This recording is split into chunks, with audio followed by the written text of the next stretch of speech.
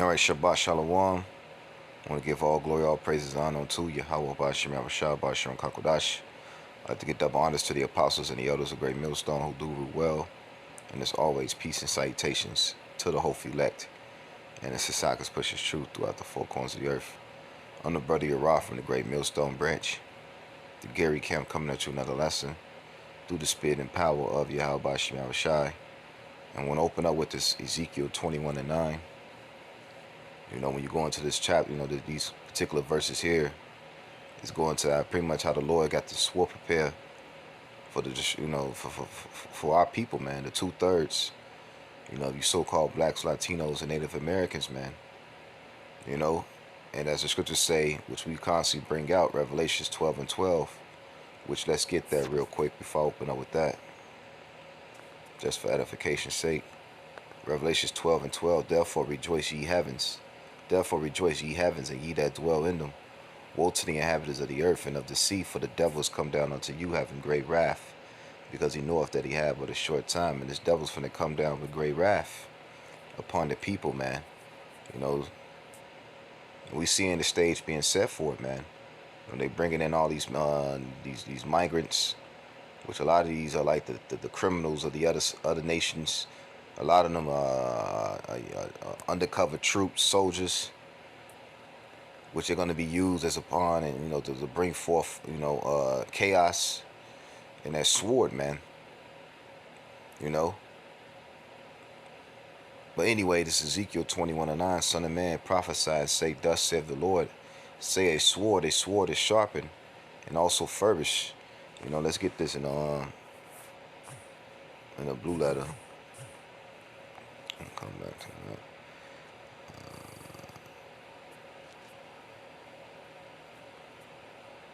Ezekiel 21:9, because I just want to look up that word for furbish.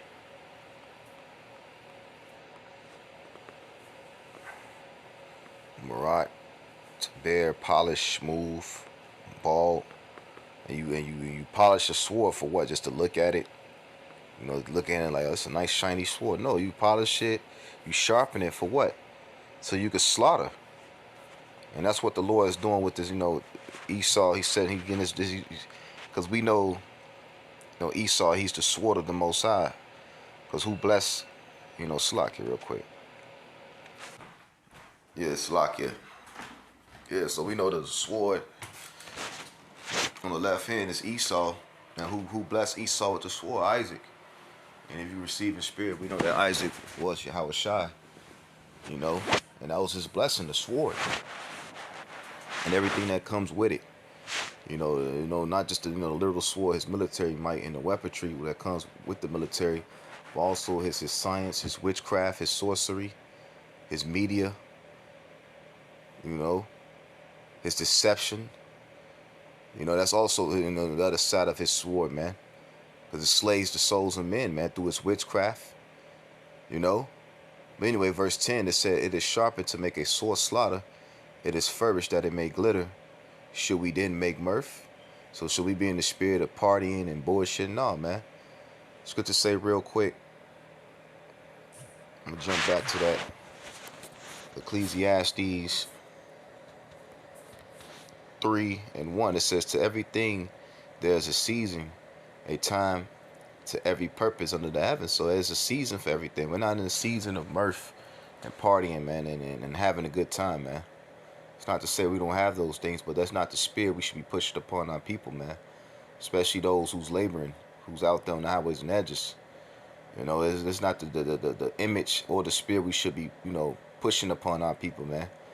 We should be pushing this, a serious mindset, because we come into some turbulent times. It says, verse 2, a time to be born, a time to die, a time to plant, and a time to pluck up that which is planted. And that's what the Lord is doing, man. Simultaneously, he's planting the elect, waiting for that, that precious fruit for the time of harvest. But also he's plucking up, in the process, he's plucking up, this kingdom, Esau's world, man. 2nd Ezra 6:9, Esau is the end of the world, and Jacob's the beginning of it that followeth. Roughly paraphrasing. You know, that's how we know we at the end, because we're seeing the fall of this devil's kingdom. And as the end, we should, and him coming down with great wrath is a testament that he's at the end. You know, it's a testament of a guilty man, which these devils are. But anyway, verse 3, a time to kill and a time to heal, a time to break down and a time to build up. And we're breaking down this kingdom through the spirit, just going out prophesying. The vibration that comes off speaking these words is destroying this man's kingdom, man. It's breaking down his foundations. But in the process of that, the Lord is building up what? The tabernacle of David. You know, the elect, the remnant. You know, we're seeing the third temple being built through the spirit, not literally, but spiritually. It says a time to weep and a time to laugh. And what did the scriptures say in Ecclesiastes 7:2? It says, it is better to go into the house of mourning than to go to the house of feasting. For that is the end of all men, and a living will lay it to his heart. So it's better to be in the spirit of mourning, you know? Not in the spirit of birth and partying, with the whole, that one, that jagged edge spirit, where the party at, you know? No, that's not the spirit we should be in, man.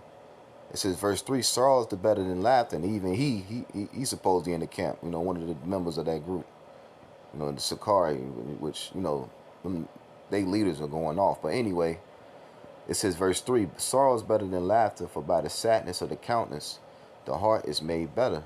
So sorrow is better than laughter, man. No, we in the midst of we're in the front line of a high level spiritual war. What the hell you need to be, geek and party and Murphy about, man? No. It's not to say that we don't have our moments where we do, we chill, have a good time with brothers here and there, but that's not the spirit we ultimately pushing upon the flock, man. We in the spirit of what? Getting our houses in order, man. What it says, 2nd Esdras 14, I believe 12 or 13, which Lord willing I'm going to get. It says, verse 4, the hearts of the wise is in the house of mourning, but the hearts of fools is in the house of mirth. So the hearts of fools is in the house of mirth, man. Since I quoted it, let's get it real quick. 2nd Esdras 14, I believe 13. Yep. 2nd Esdras 14:13. Now therefore set thy house in order, reprove thy people, comfort such as them that's be in trouble, and now renounce corruption. That's the spirit we should be in, man. Setting our house in order is talking about ourselves. First and foremost, man. Examine yourself daily, man. Whether you be in the faith or not, man. We should be constantly in the spirit of self-examination, man. Making sure you're repenting, praying, fasting, reading, studying. Doing everything necessary to stay in the spirit, man.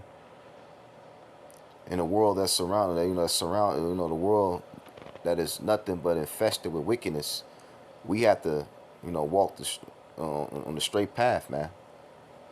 It's easy to get tripped up, man. And as we walk, watching our steps so we don't trip, This devil got all kinds of traps and snares, and there's all kinds of shit out here, man, that can get you caught up. But anyway, it says, comfort such of them that's be in trouble, And that's what we do when we make these electronic epistles, when we go on the highways and edges. Or when, a brother want to talk, maybe going through some things and vent. That's how us comforting one another, man. In these times of trouble, man. And it's going to get even worse. And renounce corruption. That's what we doing when we go on the highways and edges. As the Lord said, who will rise up for me against the evildoers, man? And you seeing, the men of the Lord stepping up to that call.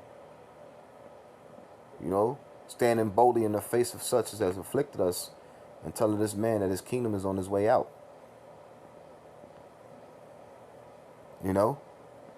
Verse 14, let go from the mortal thoughts, those thoughts that lead to death, those doubtful thoughts, those wicked thoughts, those wicked desires. You gotta let go from those thoughts, man. The worries, the cares of this world.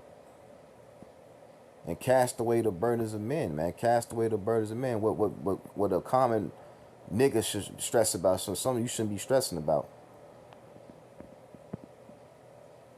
The things that these Babylonians worry about. Hey, we got this truth. We shouldn't be worrying about those things, man. Damn, your career and this and that. The hell with all that, man. My job, my life, happy wife, happy home, and my kids, college tuition funds and all that shit, man. That shit, 'cause this place is on its way out. And that's what the people of this world worry about: their image, how they look, how people perceive them, you know, their social media page. Yeah, with that shit, man. That's the burdens of men. It says, put off now the weak nature, and that's a weak nature as well. And the Lord has called us to be what? Soldiers. Men. And that's the mindset we got to have in these times. And being serious minded, man. Not being that goofy ass spirit, man, that you see this world is under. Especially these niggas, man. Jake just out here just in a goofy, docile ass spirit, man. Even guys that claim that they're Israelites, man. You seeing leaders doing goofy, dumb nigga shit, man. But anyway, it's all prophesied for that to happen anyway. But verse 15, and set aside the thoughts that are most heavy unto thee, and haste to flee from these times. And that's the spirit we should be in, man. Hasten to flee, to get the hell up out these times, man. You seeing, and we're already in May. Then in the middle of the month of May, it seemed like yesterday the New Year's just started, man. So time speeding up. The Lord said, well, He's going to shorten days for the elect's sake. We seeing it. We seeing the prophecies take place, man. It says, verse 16, forget greater evils than those which thou hast seen happen shall be done hereafter. And there's going to be greater evils, man. You're going to see people just get slaughtered in the streets, man. Decaying bodies. Men, women, and children. Of all ages, man. Just in the streets, just rotting away. Women getting ravished, getting raped. Men getting raped, man. These are times we come into cannibalism. All out chaos and anarchy. And that's why I go back to the Ezekiel 21.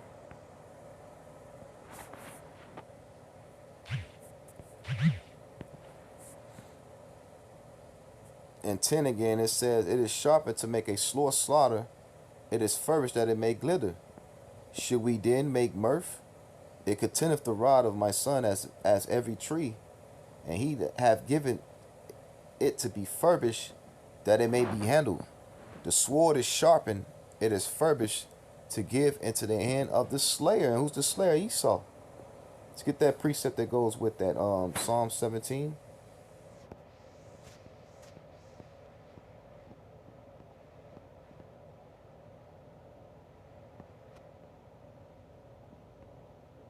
Straight to the point. Psalm 17 and 13. It said, rise, O Lord, disappoint them, cast them down, deliver my soul from the wicked. And we know who the wicked is. It's pertaining to Malachi, the first chapter. Esau, the children of Edom, the Idumeans, the ones that control this setup right now, that's trying to, set up his NWO.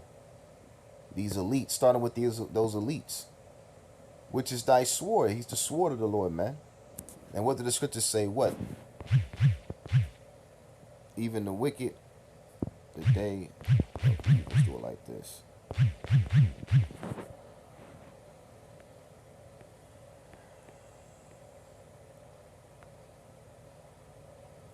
Proverbs 16 and 4. The Lord hath made all things for himself. Yea, even the wicked for the day of evil. So, the Lord, he set this man up for the day of evil, to bring forth his wrath, man. And the prophet's been out there warning our people, man, but our people don't want to take heed. So in that time, they're going to be without a covering, man, because it's not going to be an excuse that they never heard. Jake heard this truth, man, one shape, form, or fashion, man. From these elite, these are not elites, but these actors, these entertainers, even to these common niggas, man. They heard about this truth, man. And real quick, let's go to Jeremiah 17.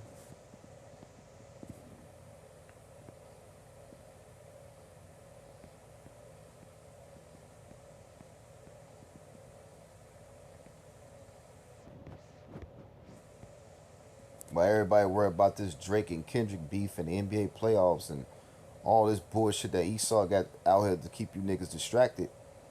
The whole Diddy fiasco and, what's going on in Hollywood, all this gossip talk. You know why Esau got you niggas distracted with that madness. He's finna come down. He's set up he's finna ready to set up tyranny on a level that you had never seen. You know, what's the spirit? Yeah, Jeremiah 17:16. It said, "As for me, I have not hasted from being a pastor to follow thee. Neither I desired a woeful day. Thou knewest that which came out of my lips was right before me. Be not a terror unto me. Thou art my hope in the day of evil." And that's the only hope we have is the Lord, man. And we're praying at the Lord in those times that He have mercy and grace upon us as well, those who's teaching this word. Hey, we not exempt. We've been called, but we don't know we've been chosen. That's why the scriptures say, what? Give diligence to make thy calling and election sure. Just because we out there teaching and give you the word, it don't mean, we hoping not to get caught up with that as well. That's why we go out and teach, man. Ezekiel 3:17, man. We trying to wash the blood off our hand, man. And repent in hopes that the Lord, He have mercy on us in these times. So we know that the Lord is not a respecter of persons. But if you be of the elect, man, the Lord got you. And that's what we're hoping for, to be of the elect. Because the elect was what? Predestined. To get the victory, man. To get through the storm. 2/3, they're going to get washed away. You know, and ultimately they're going to get caught away in that nuclear fire, man. Which we hoping to escape. We hoping to escape that. Right along with all the other plagues that's promised to come, man, upon this place, upon the wicked. It says, but anyway, verse 18, and let them be confounded that persecute me. Because it's going to be our own people coming against us as well, man. When Esau starts to play the blame game, they're going to be putting stupid ass, silly looking ass Jakes on TV. Yeah, you know it, oh yeah. You know how Jake get down, man.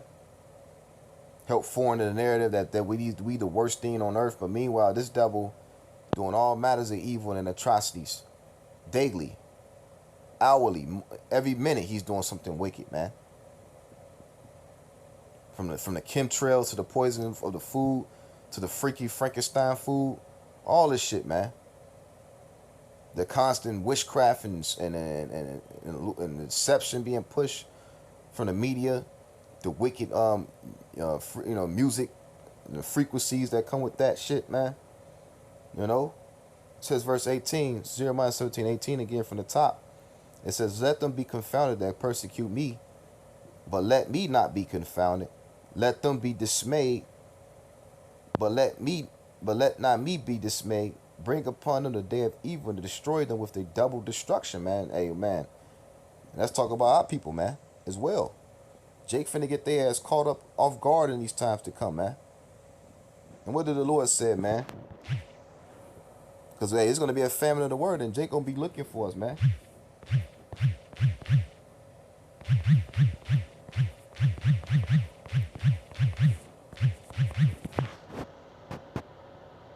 Jeremiah 15:2. And it reads, "And it shall come to pass, if they say unto thee, Whither shall we go forth?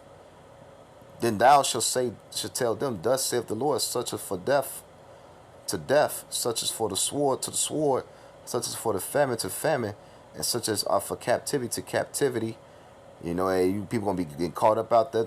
All matters of death, teeth of wild beasts, storms. And the Lord got many. It's a million ways to die. Choose one, man.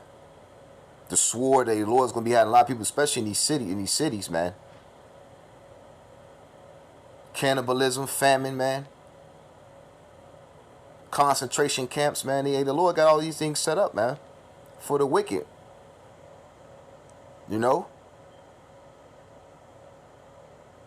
It's not to say that we ain't going to be in certain situations where we're going to be near death, or going a couple of days without food. But we know the Lord said, if we be of the elect, the Lord said, "My servant shall eat."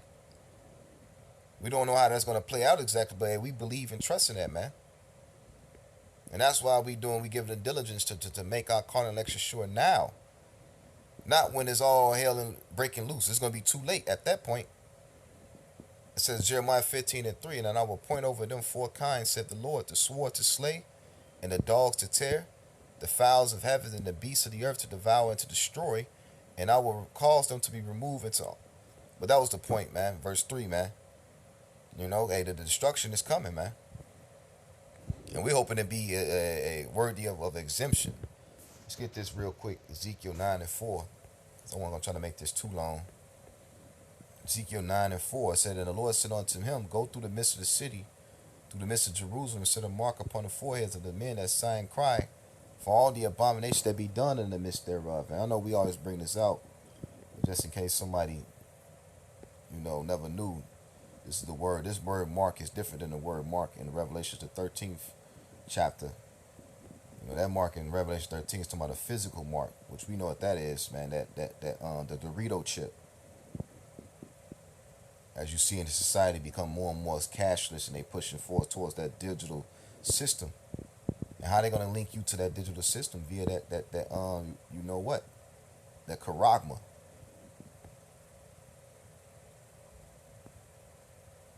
Strong's H8420. Tav. I think it's Tawab, if I'm not mistaken, Salakia, if I'm wrong, but I believe it's Tawab. This is mark desired, mark as a sign of exemption from judgment. And that's what we hoping, man, to be exempt from the judgment that the Lord got prepared for these people, man. We hoping that the blood of the Lamb is on our doorposts. Which, what the Lord commanded Moses, the children of Israel, to do. He said, to put the blood of the Lamb on the corners of your doorposts, which is spiritual, symbolic. But we know the blood represents, that's Yahweh Shah, man, the blood of the Lamb. He shed his blood for what? For the nation of Israel, starting with the elect. And we hoping to be covered with that blood, man, in hopes to be exempt from the judgment in which the Lord got prepared. But 2/3 not going to be covered by that blood, man. They're going to be looking in the eyes of the Lord as Egyptians, man. The Lord ain't saving all the land of Israel. I mean, all the nation of Israel, man. He's only gathering back his remnant. But anyway, Ezekiel 9 and 4 again, it says, and the Lord said unto him, go through the midst of the city, through the midst of Jerusalem, and set a mark upon the foreheads of the men that sigh and cry for all the abomination that be done in the midst thereof. And go to the others, he said in my hearing, go ye after him through the city, and smite, and let not your eyes spare, neither have ye pity. Slay utterly old and young, both maid and little children, and women, but come not near any man upon whom it is marked, and begin at my sanctuary. Then they begin at the ancient man, which was before the house. So the Lord is not going to have respect of persons in them days, man. Even guys that know that they're Israelites, man. If you're not right, man, your ass going to be destroyed as well, man. Scripture say what? And the judgment shall start at the house of the Lord. I believe it's in 1 Peter's 4th chapter. Let's get it real quick because I don't want to butcher it. But we can close out with that.